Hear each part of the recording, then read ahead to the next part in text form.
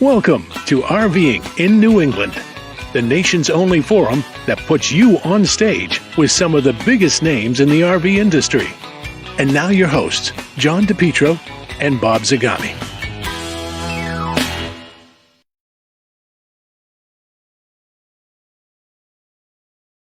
Here we are. Welcome to RVing in New England, and we have a special show tonight. It's one of our special reports, and I will tell you right up front, I talked to Amanda and Kenny Blow today at Seacoast RVs, our sponsor, and when he heard what the show was going to be like and what it was, he said, don't show my commercials tonight. Use all the time you have to present this topic. So we thank Kenny and Amanda at Seacoast RVs. Good evening, John.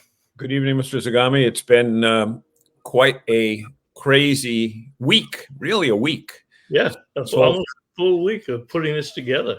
Little did we know that we'd be here. You know, we already had scheduled guests for tonight, but, when issues come up that are larger than life or the lack of life, you have to deal with them. And there are so many things to talk about in this hour, and that word incomprehensible is probably the best word that you could use because it really is. I mean, go back to that picture one more time. And let's look at that picture. Now, see, that appears to be, I'm going to sneeze. Excuse me. Pleasure. That appears to be an ocean shot, okay, where everybody thought that all of the damage would happen in Florida up at the Big Bend area. But in reality, most of our conversation tonight is going to be dealing with an area that is 200 or 300 miles away from the ocean. But the devastation is just as bad, not from winds, but from floods. And let's tell our audience, I mean, we've got resources on this show that some are going to join us by video, some are going to join us live, some are going to join us by slides. But we've talked to experts all over the United States about what impact this is going to have on New Englanders, but more so on RVers all over the entire country, but primarily the East Coast, and when they can expect, I should say, Bob, not when, but if we can ever expect it to get back to normal. You know, we had that 9/11 thing, and it's never been normal since. No, it'll be decades. Well, let's start in Ohio. Not in Ohio. No, the outdoor hospitality industry, which is formerly RVIC. I had a chance to talk to David Bassler, who is the chief strategic officer of that, and let's see what he says, because that's the place where all the campgrounds join. That's the National Campground Association. Okay, in this segment, we're going to be talking to David Bassler with Ohio, and I'll let you explain that to the people, but you have been at the center of a lot of the recovery activities and the responses. So can you give us a little brief description of Ohio and what you're doing in these troubling times? Sure. Thanks for having me on, Bob. I appreciate it. Ohio is the national foundation that represents all privately owned RV parks, campgrounds, glamping businesses, outdoor hospitality across the country.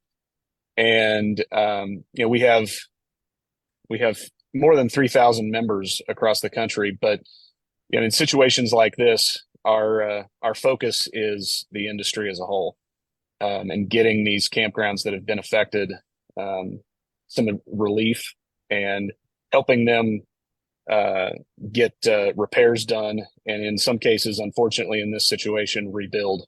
And you made the comment, we're at the center of it. I think one thing I'd like to say there is we're working hand in hand with a lot of great groups. A lot of this destruction has happened in the Carolinas. And the Carolina Association of RV Parks and Campgrounds, and Dee Whitting and her state leaders down there. We've been working with them around the clock to get as much relief to that area as we can. And there's campgrounds in other states in that area as well. It's not a solo effort. It's a come together moment to help these campgrounds out. When we realized the severity of the storm, I don't think anybody thought that it would be as damaging as it was. How much time or when did you put in action your recovery plans or your response plans to all the campground associations that are impacted by it? Take us through. Our Sure. I mean, we watch these things coming, obviously, and start preparing for them uh, from days ahead of time. And leading up to the storm, we're prepping for, we what could be a devastation, and working with the Ojai Foundation. I mean, that's where the Disaster Relief Fund lives, is with the Ojai Foundation. Um, and when we have an event like this, the first thing that we do is reach out to the affected area to let them know what availability they have for relief through that disaster relief fund. They have campgrounds, any outdoor hospitality business has the opportunity to apply for those funds, and whether they're an Ojai member or not, first of all. And they are grants that are given. They're not loans that have to be repaid back. This is intended to be relief money that can get to those campgrounds quickly for use at their business, for use in providing shelter and food and clothing to victims in their community, their park staff, any of those kinds of things, as they're in the initial stage of the recovery effort. They're waiting on their insurance money to come to them. They're waiting on FEMA potentially, and they need immediate support. This is an opportunity for them to get that with no strings attached, basically. Great. And we're going to be posting up all of that information, and I really appreciate you coming on. So give us the end game to this. What do you want our fans to do? The campgrounds in the Northeast, and I'm sure they're getting the information from Ojai, but our RV dealers that want to take give a donation to this, because the most important thing is to get the campgrounds open again and get the RV travelers heading out and seeing this great country. And it's not going to be an easy task. So what is your ask of our audience tonight? Our ask is to get involved. If you're a camper or a dealer or a manufacturer, obviously campgrounds are an important part of the whole cycle of people getting outdoors. Obviously, if you have an RV and there's not a campground to take it to, that's a problem. Our goal and the Ojai Foundation's goal here is to get these campgrounds back up and running so people can get outside and enjoy them. And we've had in from Tennessee all the way down to Florida, and again, most of the damage has been concentrated in Western Tennessee or Eastern Tennessee and Western North Carolina, South Carolina. We've had parks that literally have been wiped off the map. They're completely gone. We've got photos of that. It is tragic. It is unbelievable. Parks that have downed trees and damage to buildings and everything in between. So the more money that we can bring in through these donation efforts through the foundation, which is a 501c3, they collect the donations. 100% of the donation goes back out to these campgrounds. It's literally a 100% pass through. So I want people to know that if they want to get involved and they can donate to the foundation's disaster relief fund, that their money's going to help these campgrounds rebuild, so that people can get out. Yep. Well, we're going to cover it on both RVing in New England and also on our Camper Report show, which is the national show. So we've been speaking to David Bassler, Chief Strategy Officer at Ojai. And David, thank you very much. And we're going to stay in touch with you. We'll probably do a follow-up show in a month or so, but God bless you and the people, and we'll send our prayers and hopefully lots of donations, get you guys back on track. Thank you, Bob. I appreciate you helping us get the word out. And thank you to everyone. This is, if you go to the OHI page, ohi.org, you'll see this is their cover, and down the bottom left, you'll see the donation. And that's the link that you want. We'll post it down below that you can make a donation. Now, looking at the other side of this, John, you had a chance to talk to our good friend Ali Rasmussen, who has also been impacted. You want to give us a lead in into let me tee that video up. We had a long talk with Ali yesterday. You can see it in its entirety on the Camper Report show. But what we wanted to do was let our viewers know what campground owners are going through in this particular situation. Now, Ali is the president co-owner of Spacious Skies Campground. They have several properties right up here in New England, at least a Minuteman up in Massachusetts, and 2 in Maine, one over in Adirondack, New York, and the rest go right down the I-95 corridor. And we talked to her and asked about what she had to do to prepare and how bad her damage was. Ali is also on the OHI board of directors and also on the RVIA board of directors. So she is closely integrated with our industry. Let's see what she has to say. Hey, everyone, welcome back to our show. And, normally this is the time during our show when we give you the news, and we kind of have some funny stories and we kind of have some serious stories.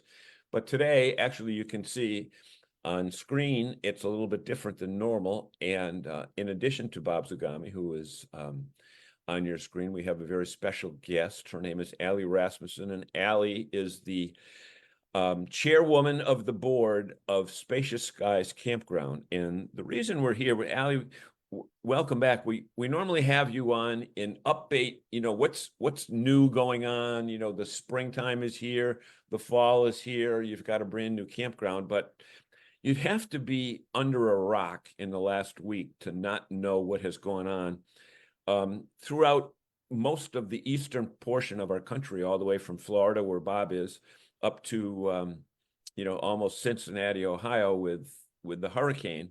And you own a collection of 14 properties, and at least 3, if not 4 of them were impacted by that. And you know what? We're happy to report that at least in your properties, there were no loss of life, and things will come back.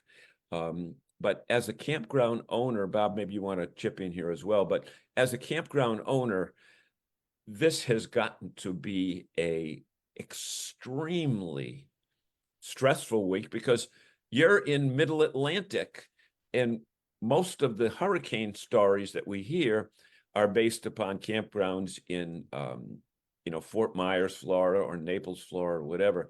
Bob, before Ali responds, anything you want to add to that?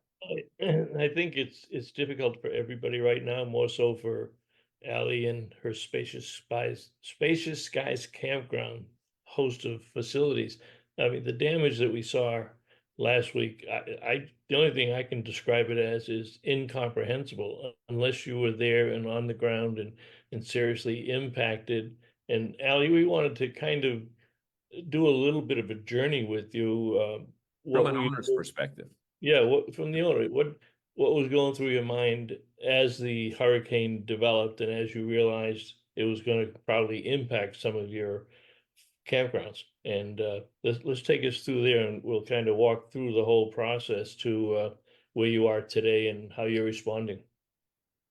Yes, and thanks for having me on to tell a story that is not unique to me or unique to Spacious Skies, not unique to multi-campground owners. It's impacting, importantly, most of all, I think, our individual campground owners who have, less of a support system. So I need to acknowledge that we are very lucky that we have this team, we have, the resources that we can tap into, and we are very lucky that everybody was marked safe from our team members and from our guests as well. So, like, my body is covered in chills when I say that, because that was really the biggest worry when it was all going down. But our campgrounds are no are not unfamiliar with having to deal with natural disasters, with hurricanes or floods. We experienced some serious ones, just this past season down in Savannah and up in the Adirondacks, where we have a campground on the river. But, for this hurricane, we were preparing all last week and following, the weather reports and, making sure that our teams were prepared with enough supplies and preparing the guests and making sure that, we were getting ahead of any arrivals that were going to be impacted, making sure that our long-term guests were all prepared to, lose utilities for however amount of time. But we just could say again. Did you have enough warning did any of your parks have to evacuate? Because I think that we tend to look at campgrounds as a place of solitude and comfort and enjoyment of the outdoors. And it's got to be a terrible shock to campers that may not have gone through this type of experience. But how did you communicate with your campers, and did you have to evacuate anybody? Yes, so we did not lose touch with our team members on the ground until late Thursday or early Friday. It's hard to remember because it's just been minute by minute, but we had those team members on the ground communicating directly with the guests that were on site. And we have a remote camper care team that was handling the phones portion of that, especially for the incoming arrivals. But as far as evacuations were concerned, we had again, Thursday or Friday, hard to remember, we had gotten word from the county that 2 of our properties are out in Western Carolina, that they were recommending that we evacuate. It was not a mandatory evacuation at that time. And so we communicated that out. And a lot of folks, made the decision to stay on property. And of course, our team members were going to stay on property as well to stay at their posts. Yeah. So that was before the actual impact started to really be felt. I think you've probably seen on the news that just the rain that came before the actual hurricane passed through was really a major source of just all the damage and disaster that we saw with just the ground moving and all of that. Especially when you're in a mountainous situation, the rain can only go to one place, down. That's right. We've always said that not too long ago in New England, there was 6 inches of rain in Vermont, and it flooded 5 or 6 cities on the Connecticut River. But the same rain fell in Connecticut, but it was dispersed over flat land. Right. Were there surprises as far as, did the storm turn at any one point where it made a major impact on your properties? And maybe we should tell people what the properties are, because they can go to your site, spaciousskiescampgrounds.com. Yes. And notice them. But what do we have? Bell Ridge, Bear Den, and Hidden Creek were the 3 big ones, right? Actually, it was Bear Den, Hidden Creek, and Peach Haven as the biggest ones that are still feeling the impacts. Bear Den especially. Savannah Oaks was also impacted, but we had some large trees uprooted. But power and utilities and services came back on, and we were not worried about access in and out. There you go. There's what Allie has to say. We should tell you that it appears that the information that we're getting changes every hour. And I just saw a clip just a few minutes ago that said parts of Interstate 40. Now, this is an interstate highway. They're going to be closed until September of 25. It's a whole year. So just shows you what's going on here. That's the detour to go around that entire area, and bridges have been ripped down. And the other way to look at this, somebody posted a satellite picture today. The black areas are the areas impacted and have no electricity. And that stretches all the way from Florida to that top left, which is the Asheville area, to do that. So this is going to be a long, long recovery. Uh, we're going to get to Ben Quiggle in a couple of minutes, but I want to bring Julie Bennett up now. Julie has covered this industry for 10 years with her husband, Mark. You know them as RV Love. If she looks a little bit different tonight, she didn't bring her curls and she wore her glasses. So I could have put any name up there. I didn't put on much makeup. You are. But what Julie did a couple of weeks ago was send an email to everybody that's. A couple of days ago. Huh? 2 days? Yeah. Well, days ago. I feel like we've been out there for Feels a couple of weeks. And I read it and I was so impressed with it because, number one, everything they do, they're thorough. But we can't do justice to it tonight. But Julie, tell them what you wrote about, why you wrote about it, and what options people have, if they go and pull. And Julie's going to post this as a blog. It's not up there right now. It was an email to her hundreds of thousands of people that follow them. But tell them what you did and why you did it, Julie. Well, really, I just wanted to send something out to acknowledge and to extend our thoughts to our community. We're here in Colorado. We're safe from all of this. But, as RVers who have traveled to all 50 states in the last 10 years and 48 of them by RV, like everywhere you take a little piece with you everywhere you go. And so it's not just like watching the news and seeing this stuff happening to other people and, oh, well, that happens to those folks down in Florida because they do get it a lot. But it's happening in places that we've stayed that we never would have expected would be seeing this kind of devastation. And Asheville, I think, is a great example. Eastern Tennessee, Western North Carolina, two of the worst affected areas. And I woke up a few days ago thinking about a friend. She's a fellow RVer, and she and her husband used to live in Florida, and they moved to Hendersonville, which is just outside of Asheville. A part of Asheville, North Carolina area. And I thought, I wonder how Kim and Daniel are doing. And I jump onto Facebook and I'm like, oh my gosh, and getting the updates. And I think I've just been following that. And it's been, I can't express enough just for people to realize how difficult it is for everyone not having communication and how we take this for granted. And I think that's one of the messages I wanted to get across. I started what I thought was going to be a short email, and it ended up being, as you saw, Bob, much longer. So I think I haven't had a chance yet, but tomorrow we'll put that on the blog because there are some great resources on there for people. But I really wanted to, I think, acknowledge the very human experience that's happening, because we talk a lot about things like, and these are all important things, campgrounds getting damaged and lost. And two of the campgrounds we've stayed at in that area, one I can't find any information on, but I imagine it's very badly devastated. One I saw, that was that photo you saw in the email where it's Wilson's Riverfront RV Park. Obviously, as you would expect, is just a sign and a whole lake now. Yeah, that one there. And we've stayed there.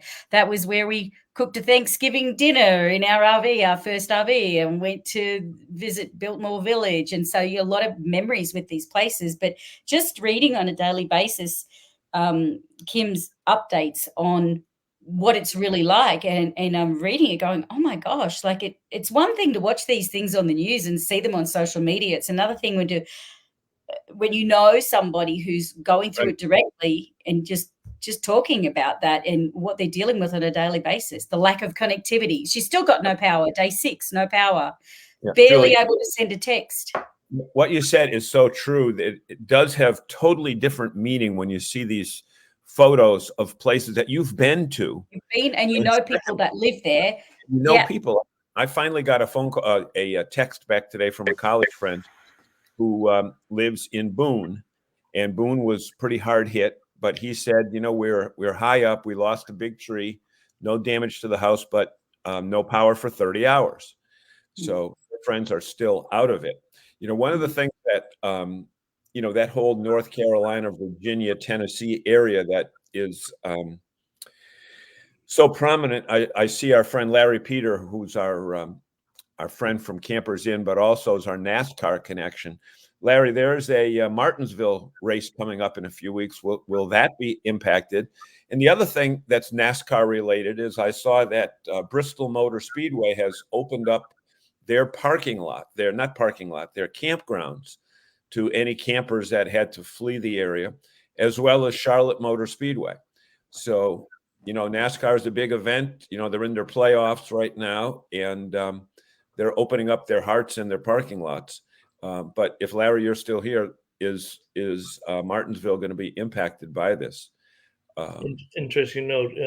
A quick prayer from our friend Walter Swenson, he always manages to say the right thing at the right time. He says, "Heavenly Father, we lift up all those affected by the hurricane in the south. Grant them strength, protection, and comfort as they rebuild their lives. Surround them with compassion, hope, and the support they need in this time of recovery. Amen." Thank you, Walter. That's a great contribution. All right, Julie, we're going to let you go. I appreciate it. We'll get everybody over to RV Love. And one last thing, you mentioned Florida, John. Fort Myers Beach and Cedar Key, they were hit. They didn't expect to be hit. And it hit Fort Myers Beach on the one day away from the second anniversary of Hurricane Ian. Yeah. It took them 2 years to rebuild. And almost to the day, they had a 4 to 5 foot surge. And all the sand that they put on the beach, all the restaurants that reopened, all the hotels on the beach were severely damaged 2 years later. So terrible. Julie, thank you very much. Next time we'll get back to our curls and our bubbly personalities. Stay safe, everyone. Thank you. Thanks, Julie. Wow. Any halftime talks, or where do you want to go next? No. Again, just a time where we normally would play a funny commercial from our friends at Seacoast RVs. Yeah. Seacoast RV. I told you, we've been going crazy for 2 days. You know what? Kenny and Bob talked about it today and said, "Look, don't run our commercials." But without them, we don't have a show. So we always want to thank our friends at. Why don't you tee up Ben Quiggle? Ben is an ultimate professional. We get our news for the Camper Report Show from RV Business and Woodall's Campground Magazine, and he's out in Colorado at Glamping Americas USA. But when John calls, people listen, and you had a conversation with him. Had a conversation, and you know what? You told me to tee it up. You just teed it up, so let's just go right to the tape. So we want to welcome Mr. Ben Quiggle, the editor-in-chief of Woodall's Campground Magazine, with us, Ben, for this very special show. I know that you've been losing a lot of sleep over the last few days, trying to figure out what's going on. And I guess in all the time that you and I have both been covering the industry, probably nothing as catastrophic as this has ever happened. Would I be correct in assuming that?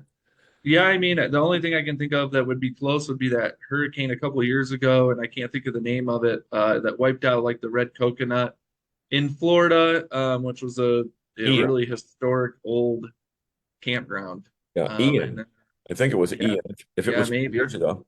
Because and now they're building apartments where that campground used to sit. Ironically, it was 2 years to the week that this hurricane came through Florida. And as we talk here, I think all of the original ideas were going to be that we're going to be talking about disasters in Florida again, but we thought that we'd be really focusing our attention to the mountains of Western North Carolina. And you're speaking to us from Colorado at a glamping conference, far away from the scene, but it's certainly been the chatter of the breaks there from the glamping people owners, right?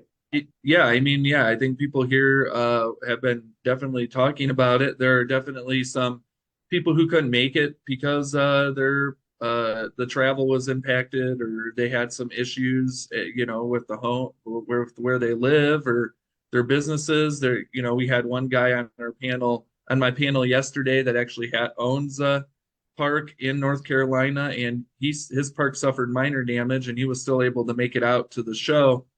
But Western North Carolina and Tennessee, there's some parks in Tennessee that have got hit really hard. And the Florida parks, there are definitely some Florida parks that suffered damage. But the majority of the really severe damage seems to be, especially in North Carolina and Tennessee, where there are just numerous parks that are completely just gone. Right. So wiped out. And it appears, as you had mentioned, that the North Carolina campground owner was still able to make it to your convention, but it seems as though there's either minor damage or total devastation, like you had referenced the Cherokee KOA. Now, the interesting part about this is that the ironic part of the campground ownership status is that some parks are owned by large corporations that have multiple parks, and some are owned by families. And the amount of insurance that they had or their capability to come back is really dependent on, place by place, right, Ben? Yeah, and I mean, like some of these, like the Cherokee, it's the Jonesboro Cherokee KOA Journey, which was owned by a couple, and then the Mountain Stream RV Park, or those are the two that come to mind. That's owned by another family. I mean, they're completely wiped out, and then they're going to have to obviously sort through all the insurance mess. But on some of these, it's hard to imagine what level of work's going to have to be done in order to bring these parks back back into operation. I mean, the photos that we see from Cherokee are just devastating. I mean, the river just washed away the entire park, and it's very unfortunate for these families. And I know the industry is trying to help them recover from this. They have a GoFundMe page for the Cherokee KOA Journey that people can access, and then the Ojai Foundation is raising money to help support park owners who have suffered damage or are completely wiped out by the hurricane. Yeah. So. And it also is ironic that, not ironic, but the death toll hasn't really been restricted to camp. In other words, the death toll goes well beyond the campgrounds. And I don't know, have we gotten figures yet as to death toll from campgrounds only in the area, or is that number still too hard to reach at this stage? I don't know if I know one death happened at a campground, I believe, but I know they're still looking for people in the mountains. So people who haven't been found yet. So unfortunately, the death toll could go up due to these hurricanes. I mean, it's just amazing. It hit in the Bend area of Florida, but the flooding and the amount of rain it dumped as it progressed across the state seemed to get worse. So, yep, absolutely worse. So Ben Quiggle, I know you've got a conference to go to. You've got to moderate a couple of seminars coming up very soon. We want to thank you for getting up especially early for this interview. And just like Woodall's and RV Business, we will also be working together to bring the most up-to-date information on campground situations in the next few weeks. Ben, thank you so much for being with us. All right. Well, thank you. Oh, wow. It's interesting. One of the points that he made is the personal loss has been covered. I mean, people have just lost their entire house and home and kids, and it is truly unbelievable when you look at it from the business standpoint, because that's the business that we're in. Some of those campgrounds that got wiped out probably will never rebuild. Never rebuild. The property has value. It'll become a condo or something else, but it's just going to be too overpowering and too long. I mean, you're going to be looking at 2, 3, 4, 5 years before some of these businesses can come back. And then you think of the campground and the people that are there that frequent the local restaurants, the homegrown meals, the shopping supermarkets. It does rattle your brain. That's for sure. Well, I've got I was checking a couple posts that came in during Ben's thing, and somebody said, look, we were full-timers living in our full-time work campers living in our RV, and we were told to move, and we didn't quite make it out in time. We're alive, but we have lost everything. Is that in our chat? Everything. Is that in our chat, or did you get that on the other places okay. that just came through while I was talking with Ben? But Sandy's talking about insurance and that type of thing. And as we talked about with Allie, for individual families that own the park, this is going to be much more difficult to come back than if they have a corporate structure. See, Yep. Alley still has revenue coming from 10 other parks, 10 other campgrounds. 10 Look other at- campgrounds. Bill notes that Tyrone International Equestrian Center and Resort, one of the largest equine locations in Western North Carolina, has been converted to the area base for North Carolina emergency management. Everyone is jumping in to help out. Well, you certainly hope so. Well, that's interesting that Bill. Thank you, Bill, for posting that. I saw some news clips this afternoon that said some of the only way you can reach some of these people is on horseback, and it showed the horses, Yeah. On the side of the highway where half of the road was there and the other half of the yellow line, there was no road at all. And I just saw a clip before we came on the air of a series of mules. They've incorporated mules to get up the side of the mountain because they can handle the conditions. But imagine, I mean, did you ever think you'd see that? That's like going back to the Wild West days. Audrey says, we're watching the recovery efforts down south as we have a retirement trip planned in early December to Seaverville. And there was damage in Seaverville and Pigeon Forge and those areas with a stop at the KOA Asheville to see Biltmore Christmas decorations. Now, Biltmore Village also flooded. I don't think it got up to the mansion itself, but Seaverville and Biltmore Christmas Village, yeah, you got to really look into that. A lot looking good for the Asheville Biltmore trip, part of the trip.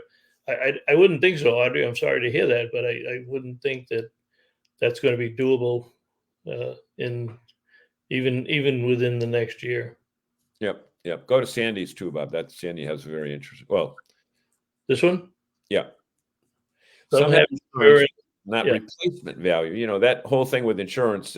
If you've owned your park for 20 years, chances are pretty good you may not have increased your insurance plan to consider inflation and increased property values. So replacement versus equal footing, it's just not there. What's interesting because the price that they're getting for campgrounds prior to all of these disasters, the multiples are amazing. 3, 4, 5 million on independent ones to 13 to $20 million on ones that have 2 or 3. So if they didn't take the time to reevaluate the value of their property, that's a very, very valid point, Sandy. Charlie Butler. Hey, Charlie.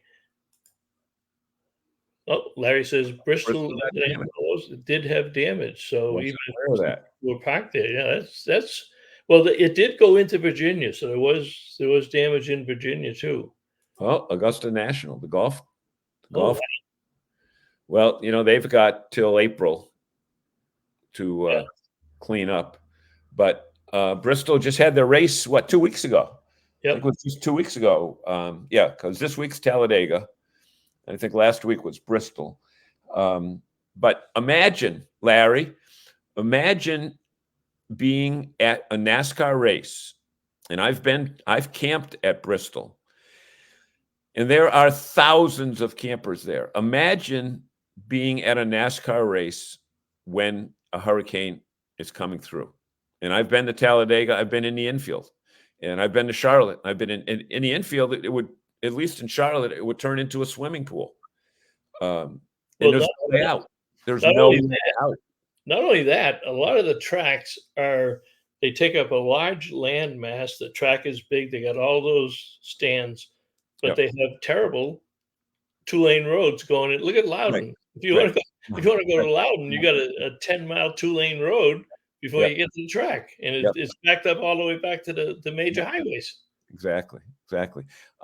Bill Sell, most of the agricultural land will have been contaminated, just like the local farmers not able to replant for years. Campgrounds won't easily just dust stuff off and reopen.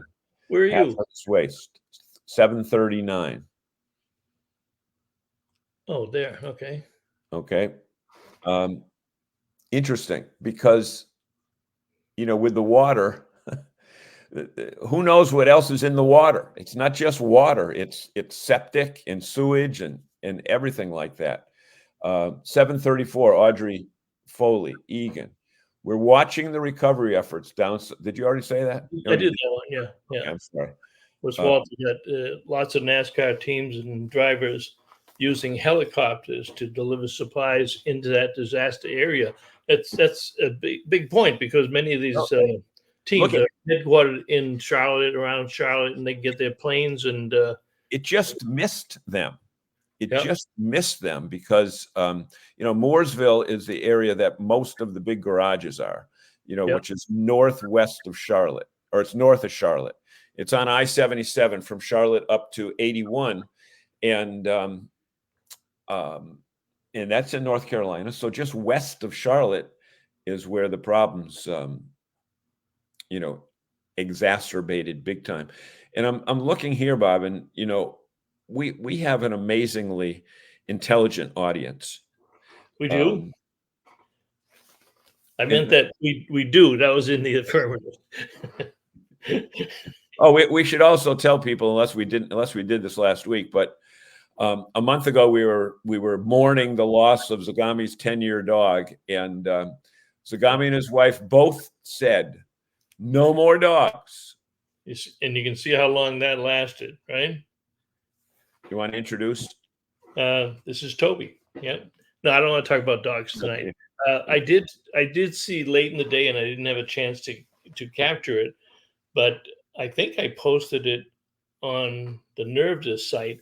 But the Ben Hirsch had posted a nice information piece about a couple of the Campers Inn dealerships in conjunction with Colleague Racing, which sponsors, where Campers Inn sponsors many of the drivers, some of the races during the year.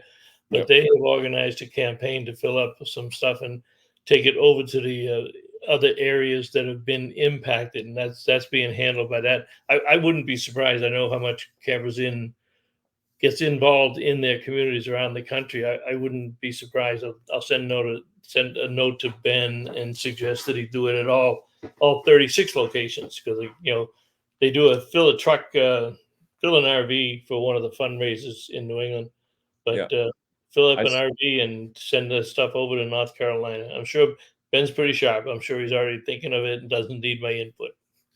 I see that our friend Julie posted something about Toby is adorable, but let's just talk about what Julie did, because when I got her email yesterday with all these resources about where you can call, but tips about how to deal with RV travel coming up, in the months ahead, about your vacations, etc.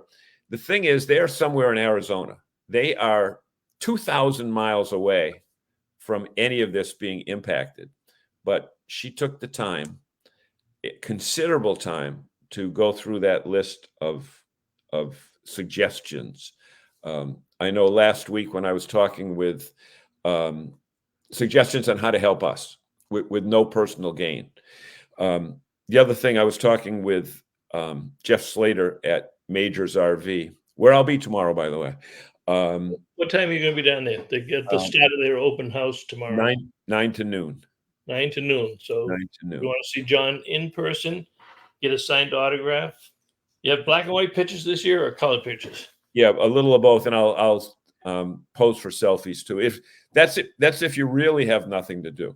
Yeah, really have nothing to do. But one of the things that I said to Jeff, hey Jeff, what tips about surviving a hurricane in an RV can immediately come to mind? And he said, look, it's the worst place in the world to be. Get out of your RV. And I said, is it because of the electrical hookups or the water hookups? He said, no, it's not bolted to the ground.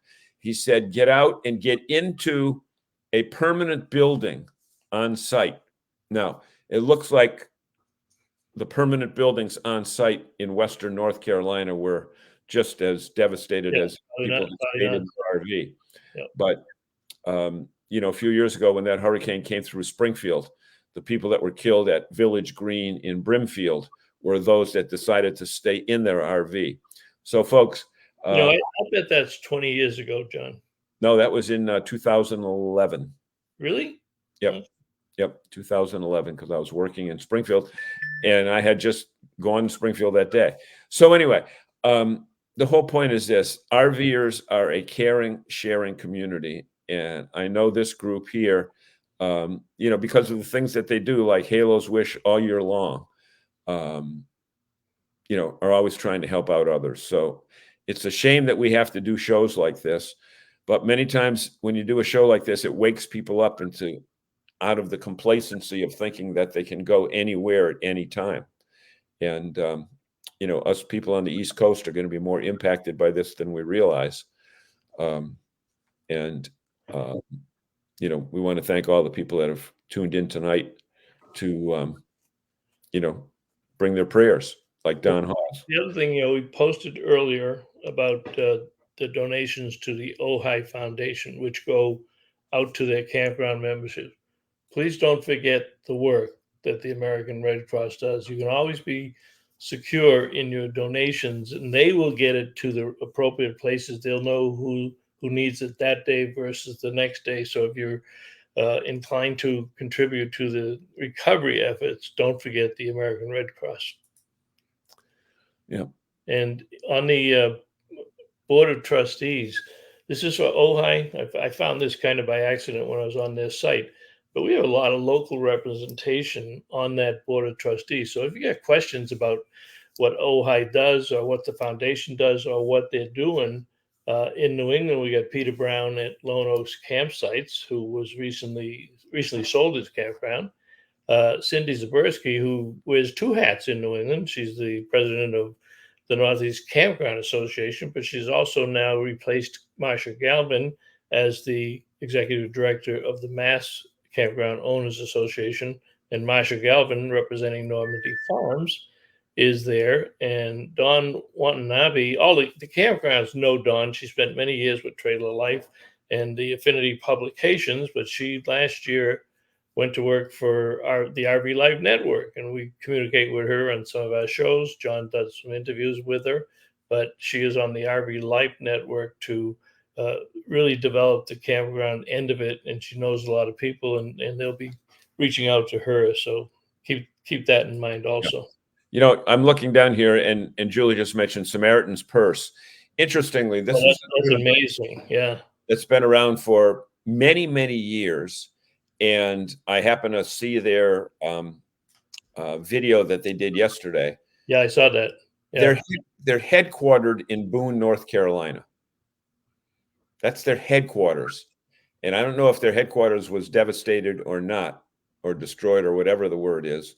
But they've already got several trailers that look like retired NASCAR haulers that they go all over the country with, and they've got a couple of them in Florida right now, and up in the Georgia area. But I asked them to be on, but they said they know very little about RVing. They're kind of like, what's the company that goes into the neighborhood and rebuilds the house? What do they call those? Yeah. Habitat for Humanity. Habitat for Humanity. Yeah. Well, that's Franklin Graham's organization, right? He's the son of Billy Graham. Yeah, no idea. Yeah, they big trucks. Some of them are kitchens, and they go into these areas, and they don't hesitate. And when you think about this and look at how it's evolving, I mean, there are people in North Carolina who are doing recovery work and helping out that haven't eaten themselves. They haven't eaten themselves, and they've lost their homes, and their families are in shelters, but they had the calling to go there and do some work. And I just saw a note this morning. I used to live in Hudson, Mass. Hudson, Mass just sent a crew of firefighters and policemen down to that area to help in the bills. I think you'll see that nationwide when you get through with that.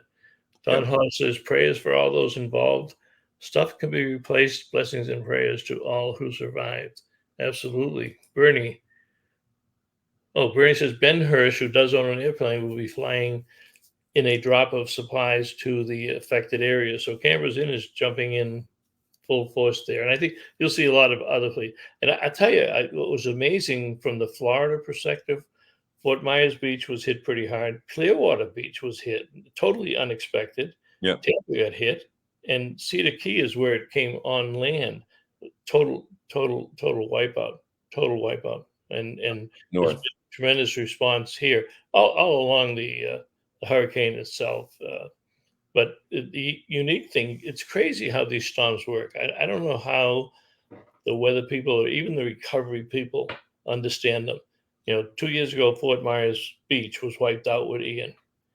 This time they get 4 or 5 feet of surge right up over the beach, and all the sand that they replaced on the beach was lifted up and over a set of houses. And there's a street called Estero Boulevard that goes from Fort Myers Beach down to Bonita Springs. All the sand was on that street. They had hundreds of bulldozers, and all they would do was lift up the sand, taking it back to the beach and putting it in big piles to redistribute it. That's only 20 miles from you. Yeah. Yep. It's only 20 miles from you. Dante says Maine sent 20 trucks down there to help with the electric.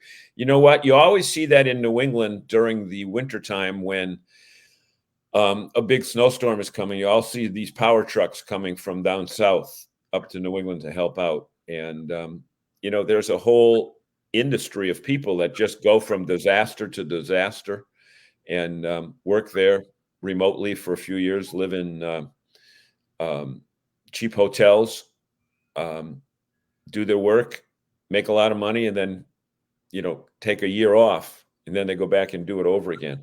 But, the RV parks, you can say, oh, they're easy to put back together again.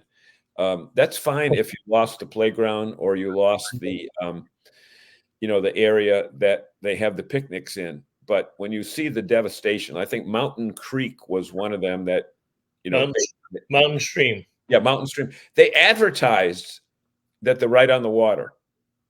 Yeah. And I think they're the ones that lost those giants, 10, 20, 80-foot trees.